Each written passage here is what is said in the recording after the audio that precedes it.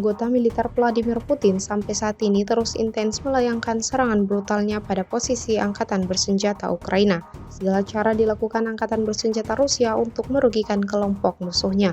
Baru-baru ini beredar sebuah rekaman di media sosial Telegram pada Rabu 9 Oktober 2024 yang memperlihatkan detik-detik penyerangan tank Ukraina saat sedang beroperasi. Serangan mematikan dilakukan oleh drone FPV Rusia di wilayah yang tidak disebutkan namanya dalam narasi unggahan. Militer Rusia mengoperasikan pesawat tak berawak untuk menabrak truk pick-up Ukraina beserta personelnya. Akibatnya, sesuai dengan apa yang diinginkan militer Rusia, Ukraina alami kerugian total.